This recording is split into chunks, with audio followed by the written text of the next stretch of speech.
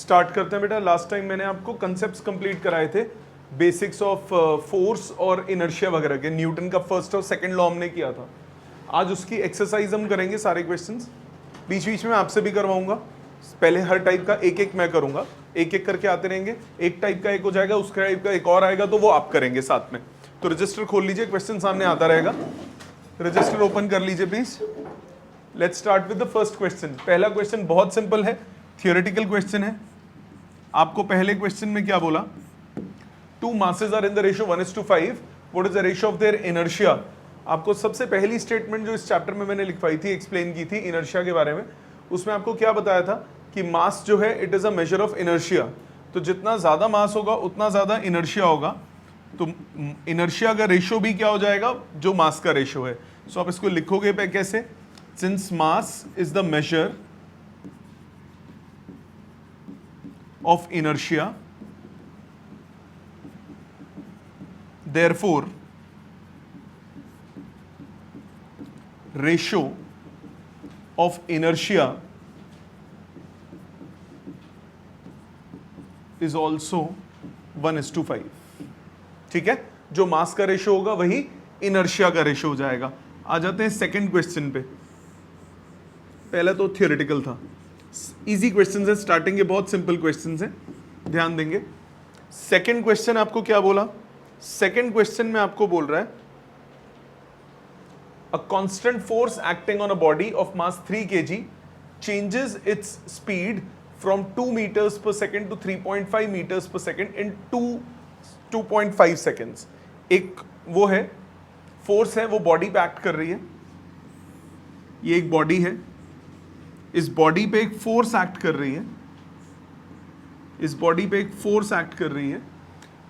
इस बॉडी का मास है 3 kg। इसकी स्पीड को चेंज करता है वो 2 से 3.5 पे। तो initial speed 2 meters per second है, final speed 3.5 meters per second है।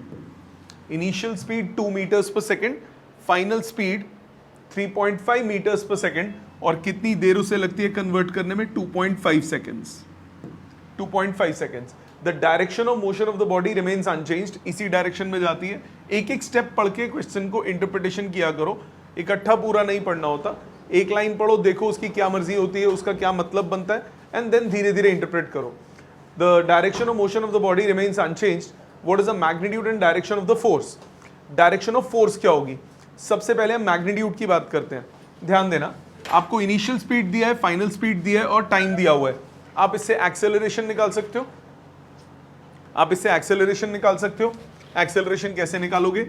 v is equal to u plus a t. v कितना? 3.5, u कितना? 2, a आपको नहीं पता और t की वैल्यू 2.5।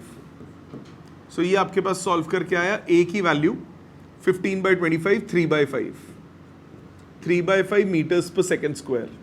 ये आ गई एक्सेलरेशन। आपको क्या निकालना है? आपको निकालना है फोर्स। तो फोर्स क्या होता है? मास इनटू एक्सेलरेशन। मास कितना है? 3, एक्सेलरेशन कितना दिया है? 3/5, रिजल्ट आ गया 9/5 यानी 1.8 न्यूटन। और डायरेक्शन क्या होगी? आप खुद देखो, वेलोसिटी इंक्रीज हो रही है। वेलोसिटी इंक्रीज हो रही है मतलब फोर्स जो होगी वो उसी डायरेक्शन में एक्ट करेगी जिस डायरेक्शन में बॉडी मूव कर रही है। So direction of motion, direction of force is same as the direction of motion. जिस डायरेक्शन में मोशन है उसी डायरेक्शन में, अगर सपोज वेलोसिटी कम हो रही होती, अगर वेलोसिटी डिक्रीज हो रही होती, तो यानी फोर्स की डायरेक्शन कहाँ हो जाती? ऑपोजिट। ठीक है, ये हो गया क्वेश्चन नंबर 2। आ जाते हैं थर्ड पे। थर्ड आपको क्या कह रहा है? अ फोर्स ऑफ 128 GF। अब ध्यान दो, याद है GF क्या होता था? Gram force. यूनिट कन्वर्जन काम आएंगी। Acts on a mass 490 gram for 10 seconds. Velocity निकालना है, तो आपको फोर्स दिया है SI यूनिट्स में, यहां पे ग्राम में है, सेकंड में, सबको CGS में रहने दो। Answer third. फोर्स आपको दिया है 128 ग्राम फोर्स। 128 gram force. आप चाहें तो पहले इसे केजीएफ में कन्वर्ट कर दें फिर सॉल्व करें, आप चाहें तो इसको पूरा का पूरा सीजीएस में करें। सीजीएस में अगर मैं करता हूं तो 128 ग्राम फोर्स को अगर मैं सॉल्व करता हूं तो 128 को किससे मल्टीप्लाई करना पड़ेगा मेरे को? स्मॉल जी से। स्मॉल जी की वैल्यू क्या लोगे? 9.8 लोगे या 980 लोगे? 980, क्योंकि सीजीएस में आप चल रहे हो, क्योंकि सीजीएस में आप चल रहे हो। सो फोर्स की वैल्यू हो गई 128 इंटू 980 डाइन्स। यूनिट्स का ध्यान रखना है, मेन यूनिट्स का खेल है और कुछ नहीं है इस क्वेश्चन में। बॉडी का मास है 490 ग्राम्स, बॉडी का मास है 490 ग्राम्स। काटो पीटो कुछ मत, यहीं छोड़ो। सबसे पहले इससे एक्सेलरेशन निकाल लो। एक्सेलरेशन हो गया force upon mass, that is 128 into 980 upon 490, यह आ गया 256 सेंटीमीटर्स पर सेकेंड स्क्वायर। सीजीएस में आप चल रहे हो। 256 सेंटीमीटर्स पर second square. Velocity it will give to the mass, तो इनिशियल स्पीड 0 ले लो और कितनी देर? टाइम 10 सेकेंड्स में। तो v is equal to u plus a into t, यह आ गया 2560 सेंटीमीटर्स पर सेकेंड या फिर 25.6 metres per second. So units का ध्यान रखना है। आप जी भी यूज कर रहे हो, गलती इसमें सबसे मेजर मिस्टेक जो बच्चे करते हैं, जी की फॉर्म में लिख लेते हैं, जी को 9.8 सब्स्टिट्यूट कर देते हैं। या अगर जी 9.8 डाल रहे हो तो आप सबको कन्वर्ट करो, सबको कन्वर्ट करो। फिर आप क्या करोगे? एक और चीज याद रखो, ग्राम फोर्स को केजीएफ में भी कन्वर्ट कर सकते हो। 1 gram force is 10⁻³ kilogram force, ऐसे भी कन्वर्जन कर सकते हो। ग्राम फोर्स को आप 10⁻³ से मल्टीप्लाई करो, केजीएफ में कन्वर्ट हो जाता है किलोग्राम फोर्स में, और फिर 9.8 से आप मल्टीप्लाई करके न्यूटन में पहुंच जाओगे। सो वो आप कर सकते हो, बट अगर आप सीजीएस में करना चाहो तो आपको ऐसे करना पड़ेगा। जी की वैल्यू का ध्यान रखना पड़ेगा, 9.8 नहीं 980 यूज होगा। ठीक है, आगे next question number 4th and 5th। 4th पे ध्यान दीजिए।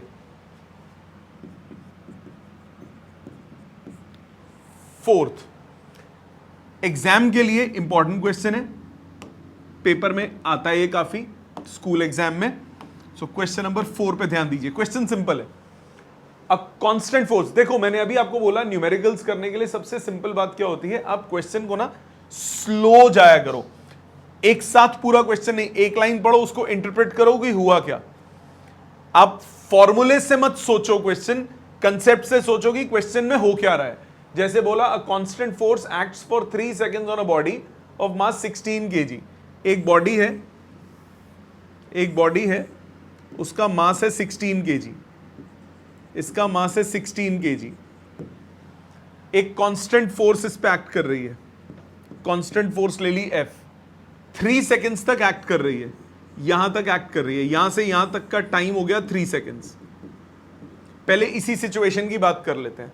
पहले 3 सेकंड्स के बाद अगर ये स्पीड 0 है तो 3 सेकंड के बाद स्पीड मैंने v मान ली, तो v फोर्स भी नहीं गिवन, निकालनी है। एक्सेलरेशन निकाल लो पहले। एक्सेलरेशन हो गई फोर्स अपॉन मास, मानते हो बेटा?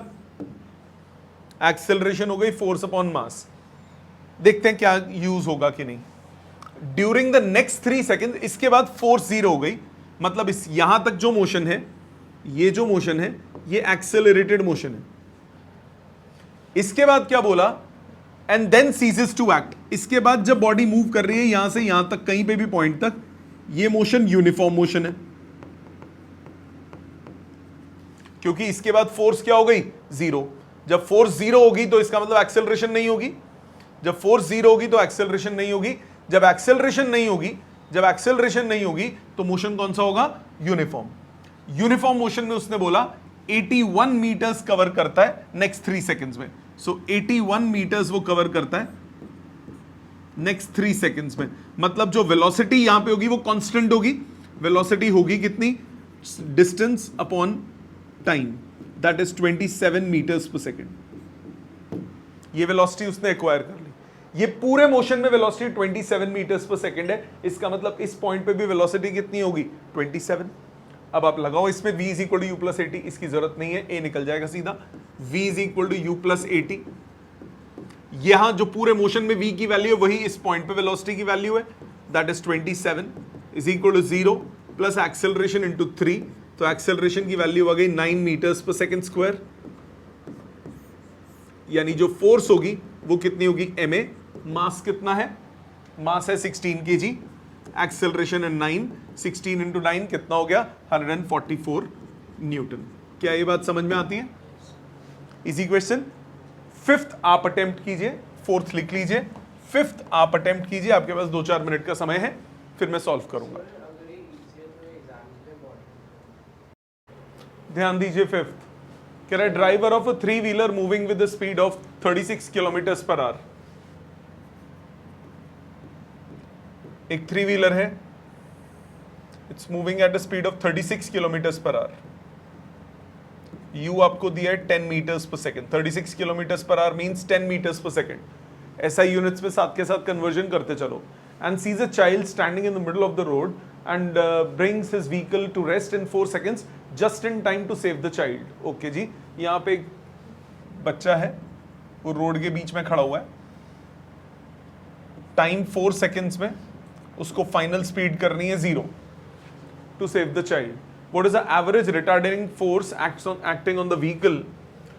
और आपको मास ऑफ द 3 व्हीलर 400 दिया हुआ है and mass of the driver 65, तो टोटल मास हो गया 465 kg। आपको क्या निकालना है? Average force. फोर्स क्या है मतलब? Mass into acceleration. तो सबसे पहले एक्सेलरेशन कैलकुलेट करोगे। एक्सेलरेशन कैसे कैलकुलेट होगा? v is equal to u plus 80, v कितना 0, u कितना 10, a कितना a, टाइम कितना 4। तो आपके पास रिटार्डेशन आ गई -2.5 मीटर्स पर सेकेंड स्क्वायर। आपको एवरेज फोर्स निकालना है, मास इनटू एक्सेलरेशन, सो 465 इंटू -2.5। सॉल्व करें, आंसर आ जाएगा -1162.5 न्यूटन। ये क्लियर है सबको? आसान क्वेश्चन। आगे ध्यान दीजिए। Next, a motor car running at speed at the rate of 7 metres per second. जो आपको करने का होगा बेटा मैं अपने आप बोलूंगा, 6th और 7th। ध्यान दीजिए, 6th कह रहा है a motor car running at the rate of 7 metres per second can be stopped by the brakes in 10 metres. ये क्वेश्चन एग्जाम के लिए बहुत इंपॉर्टेंट है, ये भी स्कूल एग्जाम्स में काफी आता है, ये भी स्कूल एग्जाम्स में काफी आता है। ध्यान दें, motor car running at the rate of 7 meters per second can be stopped by applying brakes in 10 meters। एक मोटर कार है, वो मूव कर रही है 7 meters per second से, फाइनल स्पीड 0 कर दी आपने कितनी देर में? 10 meters में। तो रिटार्डेशन कैलकुलेट हो सकती है, v पता है, u पता है, डिस्प्लेसमेंट पता है। रिटार्डेशन कैलकुलेट हो सकती है, v square minus u square equals to 2as। Yes और नो? तो रिटार्डेशन कितनी आ गई? -49/20 मीटर्स पर सेकेंड स्क्वायर। आगे देखते हैं निकालना क्या है। Prove that the total resistance of the motion when the brakes are on is 1/4 the weight of the car. ये क्या प्रूव करना है? मुश्किल नहीं है। टोटल रेजिस्टेंस मतलब resistance in motion, resistance divided by weight निकाल लो। रेजिस्टेंस फोर्स का मतलब क्या हो गया? ओपोज करने वाली फोर्स, वो गई ma, इसका magnitude divided by weight of the car. Weight होता है mg। यस और नो? m से m कैंसिल। एक्सेलरेशन कितना? वैल्यू वाइज 49/20, वेट का मतलब 9.8, कितना आया? 49/196। देख तो ले कितना आया सॉल्व करके, 1/4 आ गया। तो यानी ये जो रेजिस्टेंस फोर्स है, क्रॉस मल्टीप्लाई करो वेट को, 1/4 ऑफ वेट हो गया प्रूफ। यही नहीं समझ में आता कि प्रूफ क्या करना है। लॉजिकली आसान है। रिटार्डेशन निकाली तो रेजिस्टिव फोर्स जो ओपोज करने वाली है वो कितनी हो गई? ma हो गई। आपको प्रूव करना है ma और वजन में क्या रिश्ता है। तो मास इंटू एक्सेलरेशन का और वेट का, दोनों का क्या कर दो? रेशो ले लो। रेशियो ले लोगे 1/4 आ गया, तो रेजिस्टेंस फोर्स कितनी हो गई? 1/4 the weight of the car. ठीक है, समझ में आया? नेक्स्ट क्वेश्चन नंबर 7 आप अटेम्प्ट कीजिए, 7th आप अटेम्प्ट कीजिए, 8th आप अटेम्प्ट कीजिए, 9th आप अटेम्प्ट कीजिए। 7, 8, 9 ये 3 अटेम्प्ट करने, 5-7 मिनट का समय है, फिर मैं तीनों करूंगा, 5 मिनट का टाइम है आपके पास तीनों के लिए। सामने ध्यान देंगे बेटा। क्वेश्चन नंबर 6 पहले,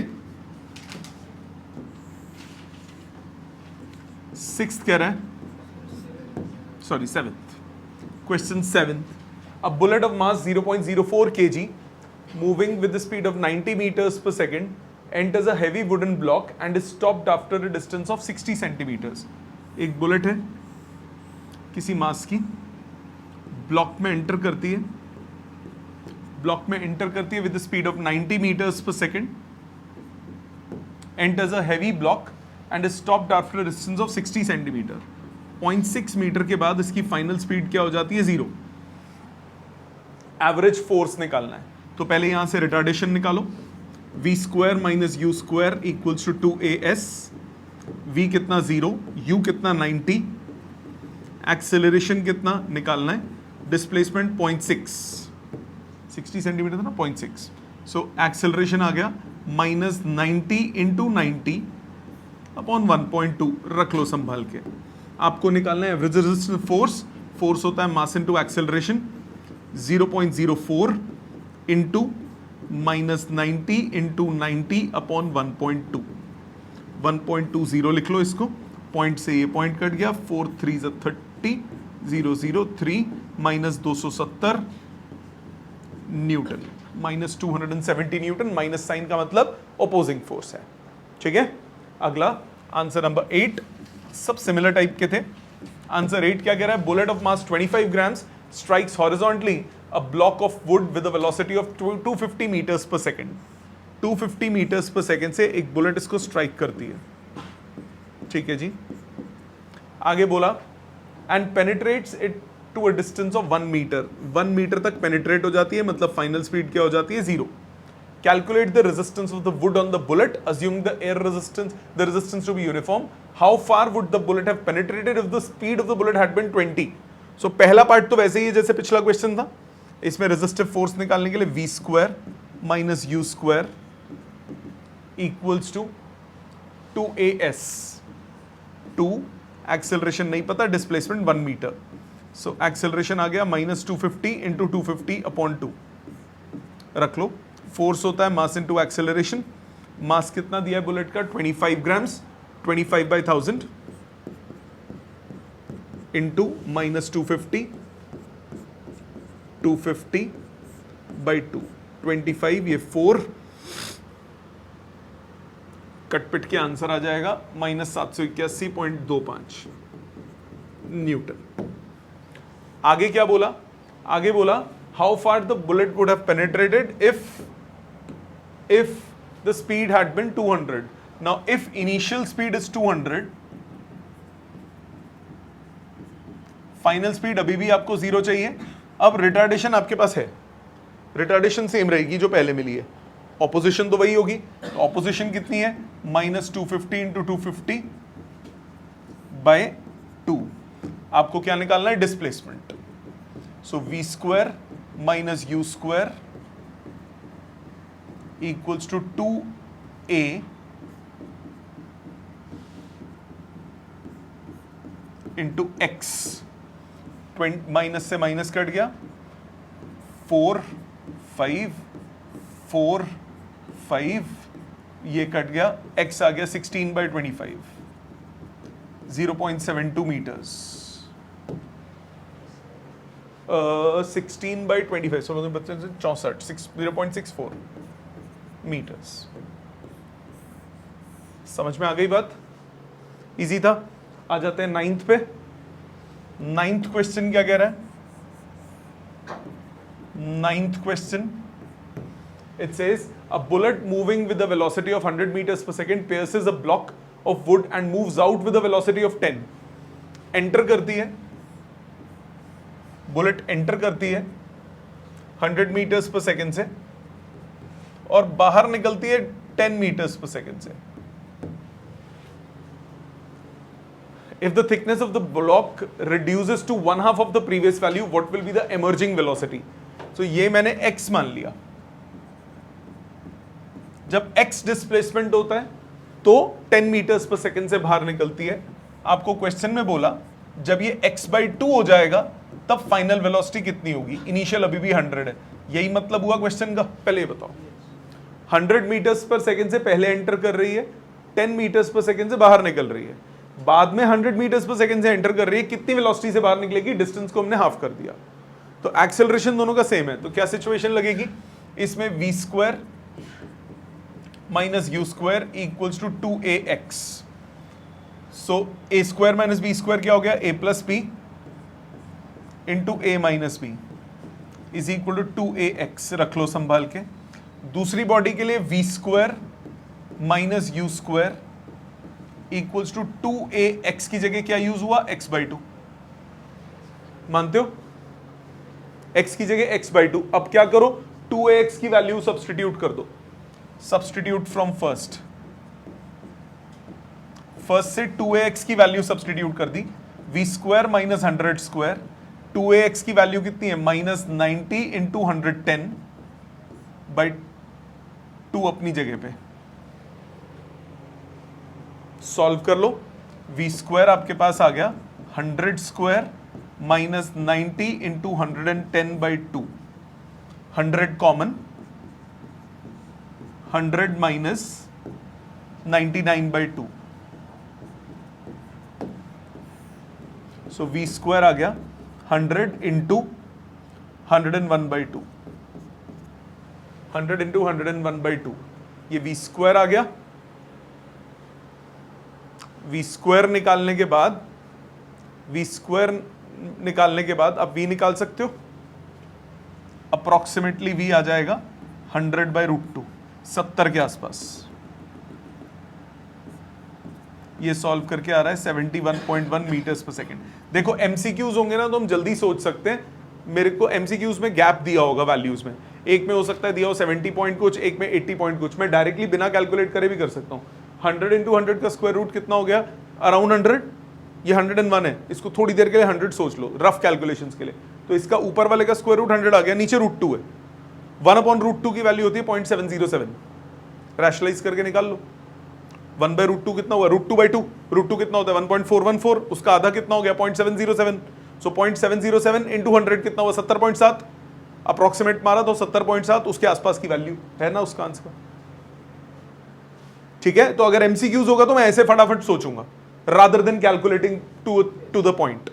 हाँ, अगर ऑब्वियसली अगर 4 वैल्यूज ऑप्शंस में होंगी और चारों बहुत पास पास होंगी फिर मुझे कैलकुलेट करना पड़ेगा। पर गैप ज्यादा है तो मैं इजीली ओरली भी कर सकता हूं, अप्रोक्सीमेट आंसर आ जाता है। ठीक है, ये हो गया नंबर 9। आ जाते हैं आगे 10th। ध्यान दीजिए 10th जो आपका करने का होगा मैं रोकूंगा। ये 2 आसान क्वेश्चंस हैं। A body of mass 2 kg acted upon by 2 forces making each of magnitude 1 Newton making an angle 60 degree with respect to each other। एक बॉडी है उस पर 2 फोर्स लग रही हैं।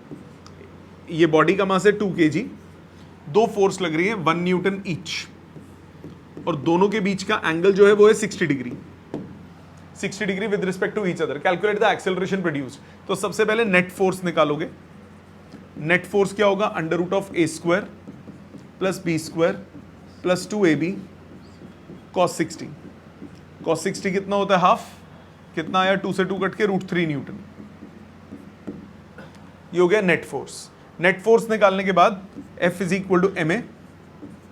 तो एक्सेलरेशन कितना हो गया? Force 1.732 divided by 2 0.85 metres per second square. Clear? फालतू क्वेश्चन। ठीक है, 11th पे आ जाएं।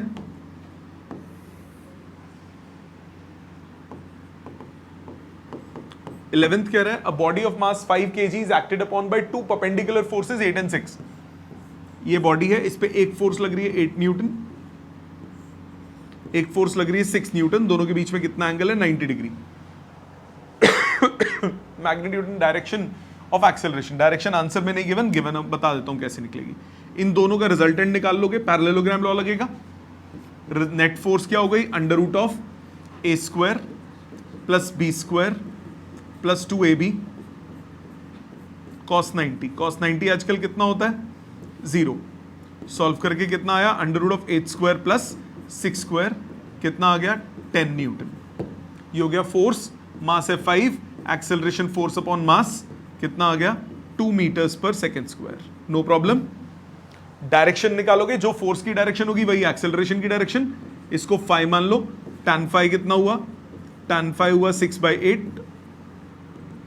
इससे निकाल लिया या फॉर्मूले से निकाल दो, 3/4। तो फाइव कितना हुआ, tan 3/4 कब होता है, 37 डिग्री पे। सो आप बोलोगे therefore acceleration is 2 metres per second square at an angle of 37 degree with 8 newton force. 8 newton वाली फोर्स के साथ 37 डिग्री एंगल पे। इजी। अब आपसे करवाऊं एक दो, ये दो क्वेश्चन, क्वेश्चन नंबर 12, 13 और 14, 15। आपके पास 5 मिनट का समय है, 12, 13 और फिर 14, 15। 5 मिनट ये चारों अटेम्प्ट कीजिए, फिर हम आगे चलते हैं। ध्यान दीजिए, 12, 13। 12th कह रहा है लीनियर मोमेंटम। इतना फुद्दू क्वेश्चन है ना ये। आपको बोला linear momentum of the body varies with time according to this relation, P is equal to A plus BT square. A और B क्या है, कॉन्स्टेंट्स है। Force on the body, force क्या होता है, rate of change of momentum. Differentiation कर दीजिए, ये आ गया d/dt of A plus B constant d/dt of T square. Constant का डेरिवेटिव क्या होता है, 0। तो 0 plus B into 2T, answer आ गया 2BT। खत्म। आ गया समझ। 12th ये तो हो गया होगा सबका। 13th a ball moving with a momentum of 5 kg meters per second strikes against a wall at an angle of 45 degree and deflected by same angle. 3-star question, important for your, very important for exam. A ball moving with a momentum of 5 kg meters per second strikes against a wall and at an angle of 45 degree. ये wall है जी, एक ball आ रही है, ये एक ball है, strike करती है 45 डिग्री पे वॉल के साथ, and is reflected by the same angle. Reflect हो जाती है सेम एंगल पे 45 डिग्री पे। Calculate the change in momentum. Change in momentum निकालना है। चेंज इन मोमेंटम, ये इनिशियल मोमेंटम, ये फाइनल मोमेंटम। इनिशियल मोमेंटम कितना है, 5 kg मीटर्स पर सेकेंड।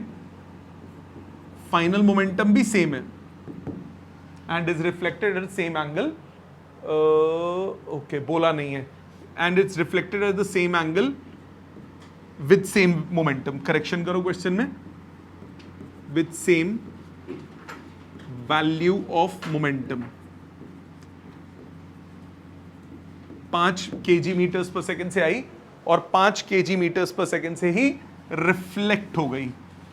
इसको करेक्शन कर देते हैं, यहां पे आना चाहिए at the same angle with same momentum of 5 meters per second. 5 kg meters per second. Now final और इनिशियल दोनों मोमेंटम सेम है। दोनों मोमेंटम्स के बीच में एंगल कितना है, P1 और P2 के बीच में 90। कौन सा 90, ये वाला 90? बिल्कुल नहीं, ये वाला 90। वेक्टर का हेड दूसरे की टेल के साथ मीट कर रहा है, तो एंगल कौन सा लोगे, एक्सटीरियर। इसमें फर्क नहीं पड़ा क्योंकि इसमें वो दोनों 90 थे, बट अगर सपोज ये 30 पे आया होता, 30 पे रिफ्लेक्ट हुआ होता, तो एंगल एक्सटीरियर वाला लेते, तब वो इंटीरियर से फर्क आता। ठीक है, तो हमेशा वेक्टर्स कि अगर टेल्स मीट करती हैं तो कौन सा एंगल लेते हो, इंटीरियर। हेड्स मीट करते हैं तो कौन सा लेते हो, इंटीरियर। हेड से टेल मीट करता है तो कौन सा लेते हो, एक्सटीरियर। तो यहां पे आपको एक्सटीरियर एंगल लेना होगा। आपको चेंज इन मोमेंटम निकालना है, PF minus P initial. Vector subtraction का formula under root of A square plus B square minus 2AB cos 90, answer कितना आया 5√2, √2 1.7, ये हो गया 7 √2 की value 1.414, 7.07 kg meters per second. एक तरीका तो ये है करने का। इसको करने का दूसरा तरीका, वेक्टर फॉर्म में कन्वर्ट कर लो। ये एक इनिशियल वेक्टर हो गया, इनिशियल मोमेंटम 45 डिग्री ये वाला एंगल है। इसका राइट साइड को मैंने ले लिया एक्स एक्सिस, अपवर्ड को ले लिया पॉजिटिव वाई, तो इसका एक्स कंपोनेंट हो गया राइट साइड पे। इनिशियल मोमेंटम हो गया 5 sin 45 आई कैप, नीचे की तरफ -5 cos 45 जे कैप, सो 5/√2 आई कैप -5/√2 जे कैप। ये इनिशियल मोमेंटम। फाइनल मोमेंटम इस तरफ है, इसका ये एंगल है 45, इस तरफ हो गया cos और नीचे की साइड हो गया साइन। साइन इस तरफ, cos इस तरफ। P फाइनल कितना हुआ? फाइनल मोमेंटम हुआ लेफ्ट साइड पे 5 -5 sin 45 आई कैप, नीचे वाला component -5 cos 45 J cap. Values डालो। sin 45 का मतलब 1/√2, cos 45 1/√2 J cap. P final minus P initial करोगे, ये दोनों कैंसिल आउट हो गए, क्या बचा? -10/√2 आई कैप, मतलब -5√2 आई कैप। तो मैग्नीट्यूड कितना हुआ? P final minus P initial का मैग्नीट्यूड आ गया 5√2। तो अगर आपको फॉर्मूला याद है फॉर्मूले से कर लो, नहीं तो IJK में कन्वर्ट करो and then value substitute. IJ में कन्वर्ट करना आता है ना, राइट साइड पे मैंने पॉजिटिव x माना, नीचे की तरफ क्या हो गया? नेगेटिव y, लेफ्ट साइड पे नेगेटिव x, डाउनवर्ड क्या है? Negative y। वैल्यू सब्सटीट्यूट कर दी, ठीक है। 14 15 पे ध्यान दीजिए। 14th क्या कह रहा है? A mass of 10 kg suspended by a thread and is pulled horizontally by a horizontal force। एक मास है 10 kg का, उसको थ्रेड से सस्पेंड कर दिया, ये है मास 10 kg का। इसको आपने थ्रेड से सस्पेंड किया and is pulled horizontally by a force of 98। Horizontally इस तरफ खींचता हूं बाय फोर्स ऑफ 98 न्यूटन। मैंने इसको इस तरफ खींचा बाय फोर्स ऑफ 98 न्यूटन। इसका वेट नीचे लगेगा, वेट कितना हो जाएगा? mg, कितना? 98 न्यूटन। वेट भी 98 और फोर्स भी 98। यही समझ में आया? और कौन कौन सी फोर्सेस एक्ट करेंगी? एक एक्ट करेगी स्ट्रिंग में टेंशन, एक एक्ट करेगी स्ट्रिंग में टेंशन। आपको थीटा निकालना है, कितने एंगल विद द वर्टिकल पे हो जाएगा? इक्विलिब्रियम याद है? कॉन्करेंट फोर्सेस का इक्विलिब्रियम। कॉन्करेंट फोर्सेस के इक्विलिब्रियम में क्या बताया था? Left equal to right, up equal to down. यही करते हैं। तो सबसे पहले कंपोनेंट्स में ब्रेक करो। कंपोनेंट्स में ब्रेक करोगे, टेंशन के कंपोनेंट्स। लेफ्ट कंपोनेंट क्या हो गया? T sine theta. ऊपर की तरफ कंपोनेंट क्या हो गया? T cos theta. Up equal to down, left equal to right, T sine theta equal to 98, left equal to right, T cos theta equal to 98, up equal to down. दोनों को divide करो, tan theta कितना आया? 1, theta कितना आया? 45 degree. खत्म हो गया क्वेश्चन। अगर आपको बोला होता टेंशन निकालने के लिए तो स्क्वेयरिंग एंड एडिंग करते। अगर आपको बोला होता टेंशन निकालने के लिए स्क्वेयरिंग एंड एडिंग भी कर सकते थे, या फिर थीटा वैल्यू बैक सब्स्टिट्यूट कर दो किसी भी इक्वेशन में, टी निकल आता अगर बोला होता तो। ठीक है, समझ में आया? और देखो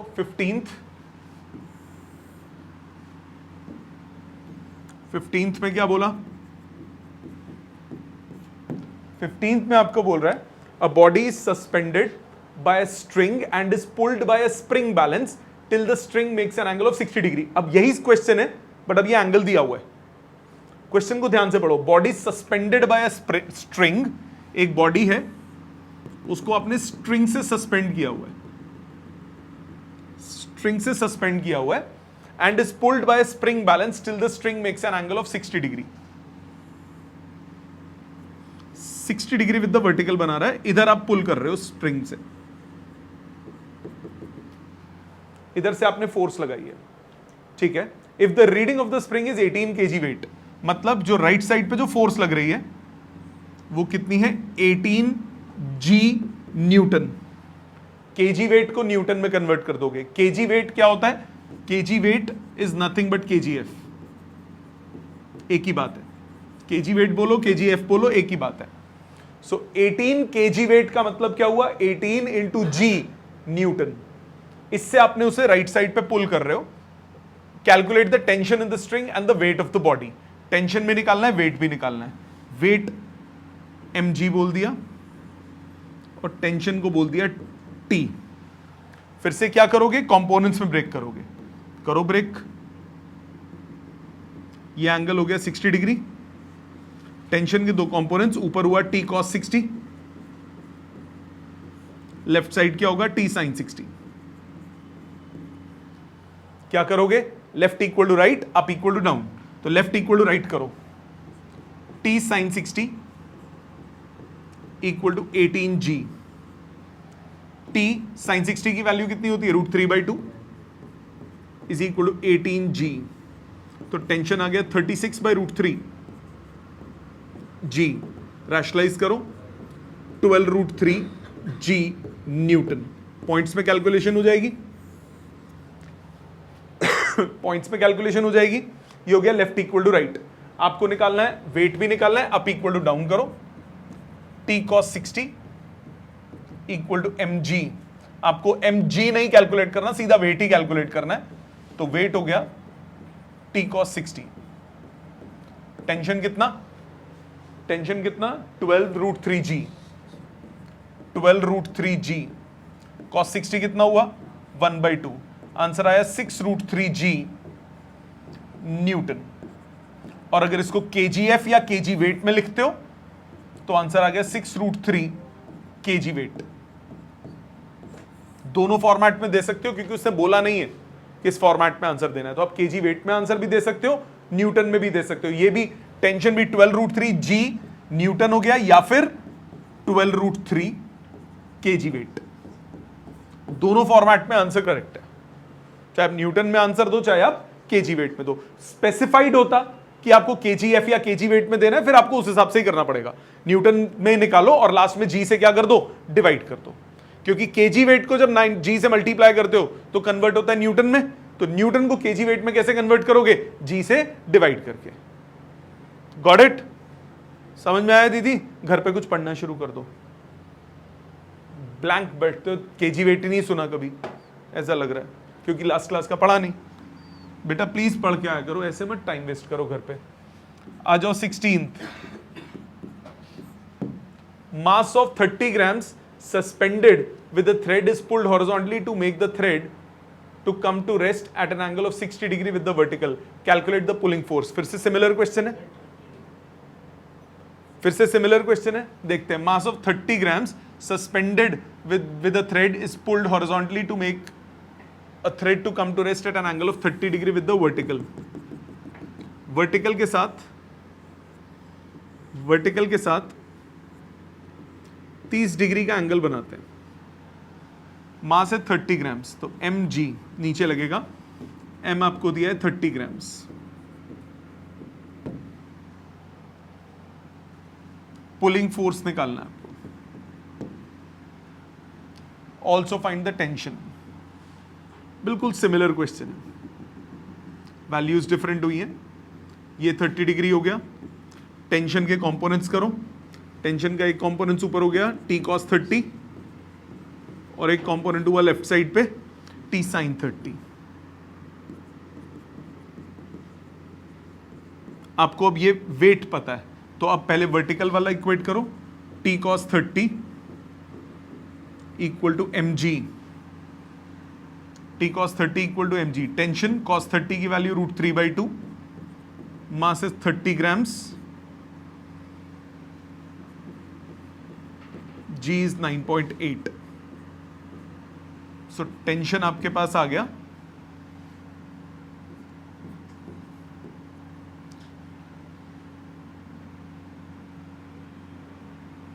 19.6 रूट 3 बाय 100 न्यूटन। पॉइंट्स में कैलकुलेशन हो जाएगी, यू गेट टेंशन। अब लेफ्ट इक्वल टू राइट करो, P equals to T sine 30। Sine 30 कितना होता है? हाफ, तो इसका आधा आंसर आएगा। इसका आधा हो गया 9.8 रूट 3 बाय 100 न्यूटन। हो जाएगा पॉइंट्स में कैलकुलेट। ठीक है, ये था नंबर 16। आ जाओ 17 पे। बिल्कुल सिमिलर क्वेश्चन, ये ऐसे इक्विलिब्रियम पे बेस्ड क्वेश्चंस ऐसे ही आते हैं, सिंपल सिंपल से। Mass of 6 kg is suspended bye rope of length 2 meters। उससे कोई फर्क नहीं पड़ता जितनी मर्जी लेंथ हो। The force of 50 Newton in the horizontal direction is applied at the mid point of the rope. ये ऐसे अप्लाई किया एज शोन। बनाते हैं इसको, सिचुएशन ऐसे है, इधर से आपने 50 न्यूटन फोर्स लगा दिया, ये वजन है इसका 60 न्यूटन है नीचे वेट। T1 लिया है इस ऊपर वाली स्ट्रिंग में और T2 लिया है इस स्ट्रिंग में। ये T2 होगा तो ये भी T2 हो जाएगा। एंगल थीटा, आपको थीटा निकालना है। ये एंगल है थीटा। सिचुएशन समझ में आती है? क्या करोगे? ऐसा क्वेश्चन किया भी था बट वो नंबर्स और सिचुएशन थोड़ी देखने में डिफरेंट थी, कॉन्सेप्ट सेम रहेगा। पहले इसके इक्विलिब्रियम की बात करें तो T2 इक्वल टू 60 न्यूटन, ये इसका इक्विलिब्रियम हो गया। अब इस पॉइंट वाले पे आओ, ऊपर की तरफ क्या हुआ? T1 cos थीटा, इस तरफ क्या हुआ? T1 sin theta. क्या करोगे? Left equal to right, up equal to down. तो इसके लिए अगर मैं इक्विलिब्रियम सिचुएशन लगाऊं तो कितना आएगा? T1 sin theta equal to 50 and T1 cos theta equals to T2। T2 कितना है? 60 डिग्रीज क्यों लिखा है? That is 60। डिवाइड करो, tan थीटा, T1 कट गया, 5/6, थीटा आ गया tan इनवर्स 5/6। खत्म। आ गया समझ? Left equal to right, up equal to down. आ जाते हैं 18 19 पे। 18th क्या कह रहा है? A pendulum is hanging from the ceiling of a train as an accelerometer. ये क्वेश्चन ना थोड़ा सा सोचने वाला है। इसमें एक नई चीज इंट्रोड्यूस कर रहा हूं जिसकी डिटेल्स आगे आएंगी। उसको बोलते हैं सूडो फोर्स। Pseudo, PSUDO, पसूडो। ये सूडो फोर्स क्या होती है? जब भी कोई सिस्टम एक्सेलरेट करता है तो सिस्टम पे रिएक्शन फोर्स लगती है। जैसे आप ये सोचो, इनर्शिया इनर्शिया होता है, इनर्शिया ऑफ रेस्ट। क्या होता है? जब कोई बॉडी रेस्ट पे, कार एकदम से स्टार्ट होती है तो पीछे की तरफ जर्क लगता है कुछ, यानी पीछे एक इमेजिनरी फोर्स लगी जिसने आपको पीछे धक्का दिया। That imaginary force is a pseudo force. So अगर कोई सिस्टम एक्सेलरेट करता है आगे, अगर कोई सिस्टम एक्सेलरेट करेगा, अगर कोई सिस्टम एक्सेलरेट करेगा, एक्सेलरेट करने का मतलब क्या हुआ? एक्सेलरेट करने का मतलब क्या हुआ? उसमें उसमें क्या हुआ? इनर्शिया में चेंज आया। जब वो एक्सेलरेट हुआ, इनर्शिया में चेंज आया। इनर्शिया में चेंज आने से बॉडी पे क्या होगा? रेजिस्ट करेगी उसको, तो इसीलिए एक अपोजिंग फोर्स एक्ट करेगी। वो फोर्स कहलाती है सूडो फोर्स। तो अगर कोई सिस्टम ए एक्सेलरेशन से आगे जाता है तो मुझ पे फोर्स कितनी लगेगी? ma।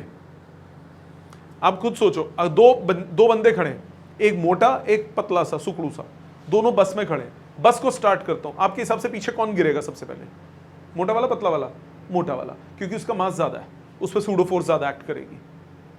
जो हल्का वाला है वो अपने आप को फिर भी मैनेज कर सकता है, बट भारी वाले के लिए मुश्किल हो जाएगा क्योंकि उस पर सूडो फोर्स ज्यादा है, मास ज्यादा है भारी वाले पे। ठीक है? सो अगर ये एक ट्रेन है या कार है, इस पे ये मैंने एक बॉडी को हैंग कर दिया। जब ये कार आगे एक्सेलरेट करेगी तो ये बॉडी पीछे जाएगी। अगर ये ए एक्सेलरेशन से आगे जा रही है तो पीछे की तरफ जो फोर्स लगेगी वो होगी ma, जो कि होगी सूडो फोर्स। mg नीचे एक्ट करेगा। टेंशन ये रही। अगर ये थीटा एंगल सबटेंड कर रहा है तो इसके कंपोनेंट्स, ऊपर हो गया t cos, राइट हो गया t sin। तो डायग्राम बड़ा कर देता हूं। इधर T cos and T sine. अब इसकी फॉर्मूला लगाओ, left equal to right, up equal to down. Left equal to right करूंगा, T sine equal to M A, up equal to down करूंगा, T cos theta equal to M G. Divide करो, tan theta कितना हो गया, a by ji. Theta कितना हुआ, tan inverse a by जी। ये answer आ गया, खत्म। समझ में आया? एग्जाम के लिए ये भी बहुत इंपॉर्टेंट क्वेश्चन है, इजी है, कंसेप्ट थोड़ा बहुत पता होना चाहिए। ठीक है, नेक्स्ट क्वेश्चन नंबर 19।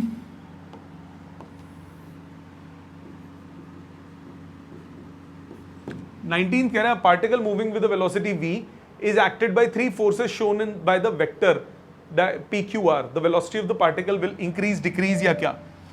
ध्यान दो, तीन फोर्सेस हैं, तीन फोर्सेस हैं साइक्लिक ऑर्डर में।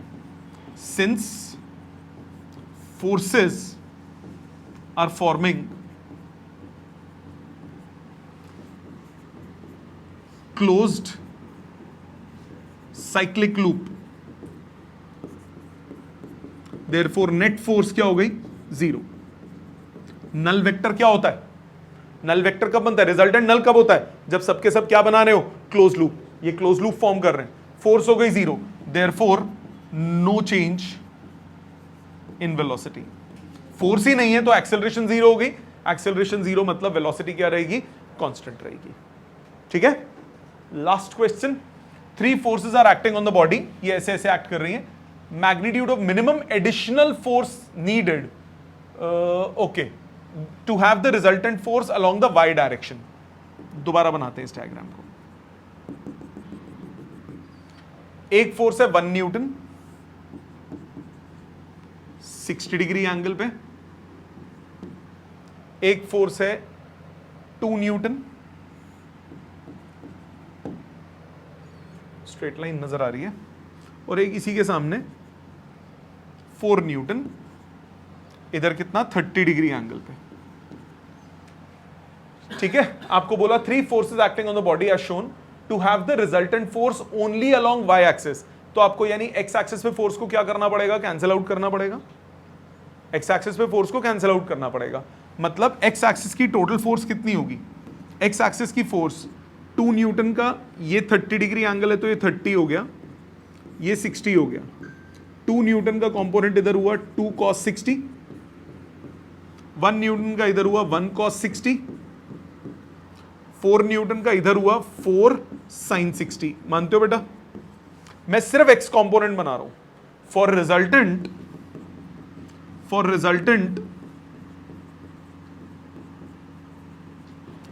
To be along X axis, along Y axis,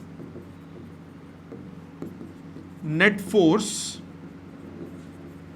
along x axis must be 0 होना चाहिए। अब वैल्यूज निकालते हैं। Given force along x axis कितना हो गया, 1 cos 60 plus 2 cos 60,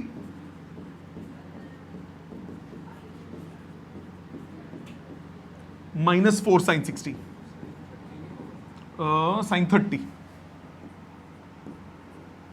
4 sin 30, value डालो, cos 60 हाफ, फिर से cos 60 हाफ, sin 30 हाफ, कितना है ये, 1 2 3 -1/2।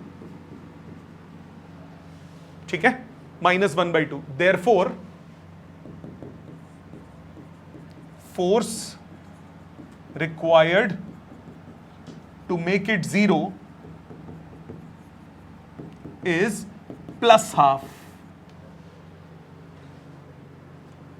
+half, ये -half आया मतलब नेगेटिव एक्स एक्सिस में, तो +half मतलब 0.5 Newton along positive x axis. इससे ज्यादा भी हो सकती है, वो वाई में एक्स्ट्रा कुछ भी हो, बट एक्स एक्सिस पे कम से कम आपको इतनी फोर्स लगानी पड़ेगी।